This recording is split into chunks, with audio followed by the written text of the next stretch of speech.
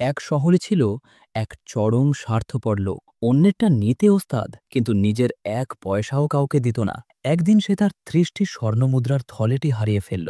ভাগ্যক্রমে তার এক দয়ালু বন্ধুর মেয়ে সেটি কুড়িয়ে পেল। সৎ বন্ধুটি যখন মুদ্রাগুলো ফেরত দিতে গেল, স্বার্থপর লোকটির মাথায় দুষ্টু বুদ্ধি এলো। সে বলল, আমার তো ৪০টি মুদ্রা ছিল, তোমার মেয়ে নিশ্চয়ই ১০টি সরিয়েছে, আমাকে পুরো ৪০টাই দিতে হবে। মামলা গড়ালো আদালতে। বিচারক সব শুনে মেয়েটিকে জিজ্ঞেস করলেন, তুমি কটি পেয়েছ? মেয়েটি বলল, ৩০টি। লোকটিকে জিজ্ঞেস করলেন, তোমার কটি হারিয়েছে? সে জোর দিয়ে বলল, ৪০টি। বিচারক তখন বললেন, যেহেতু তুমি ৪০টি হারিয়েছ আর ও পেয়েছে ৩০টি, তার মানে এই থলে তোমার নয়। মা, তুমি এটা রাখো, আসল মালিক এলে দিও। লোকটি তখন মিথ্যে স্বীকার করলেও আর লাভ হলো না। একেই বলে, অতি লোভে তাঁতি নষ্ট।